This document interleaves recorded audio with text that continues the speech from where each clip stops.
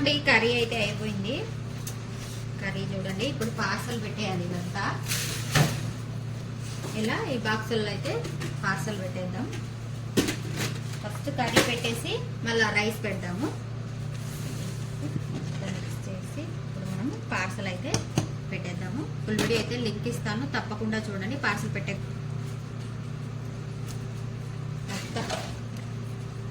ఇది ఎంతమందికి? ఒక 10 మందికి అన్నాడు. చూద్దాం. మొత్తం అయితే పార్సల్ ఇలా పెట్టేద్దాం. అంటే రైస్ అయితే ఫ్లిప్ చేసుకుందాము. రైస్ అయ్యింది, చూద్దాం మాకు అయిందో లేదో చూద్దాము.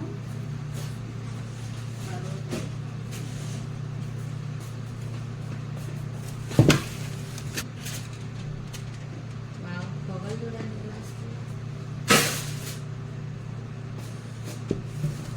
చూసారా రైస్ ఎలా వచ్చిందో? సాఫ్రాన్ రైస్ అనమాట. ఫ్లిప్ చేయగలనా? ఫ్లిప్ చేస్తాను రండి. పడిపోతుంది ఆల్రెడీ.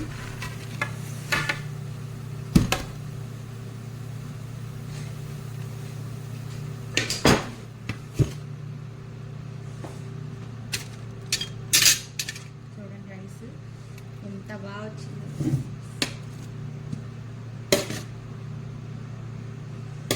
ఇది ఇప్పుడు మనం పార్సల్ పెట్టుకున్నాము. ఉన్న రైస్ కొద్దిగా అయితే ఇంట్లోకి తీసుకున్నాం. రైస్ చూడండి ఎంత పొడి పొడిగా వచ్చిందో. సూపర్ వచ్చింది కదా. చూడండి పొడి పొడిగా వచ్చేసింది. కనిపిస్తుంటుంది, పొగలా వస్తుంది. ఇదైతే రైస్ ఇంట్లోకి తీసుకున్నాం.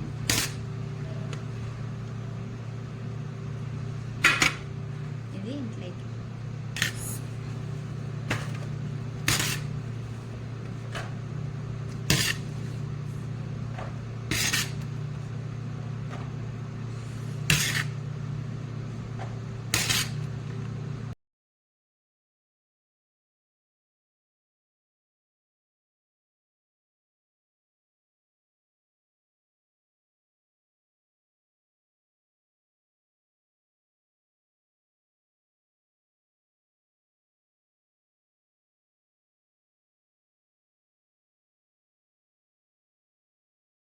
చూసేయండి. పార్సల్ అయితే పెట్టేశాను. రైసు కర్రీ చూడండి. రైస్ ఎంత బాగా వచ్చిందో, పొడి పొడి పొడిగా వచ్చింది కదా. రైస్ అయితే చాలా బాగా వచ్చింది. చూడండి కర్రీ కూడా చూడండి ఎంత అయితే ఇలా పెట్టేశాను. 6 బాక్సులకి ఇచ్చి పంపించాలన్నమాట. ఇప్పుడు ఇవి ప్యాకింగ్ చేసి పైన అల్యూమినియం పేపర్ ఉంటుంది కదా, అది ఫ్లిప్ అంతా కవర్ చేసి బ్యాగ్లలో పెట్టేసి ఇచ్చేయాలి. ఇప్పుడు కూడా మళ్ళీ పొయ్యి మీద పెట్టేస్తున్నాను. అది ఇంకా కొద్దిగా కావాలి.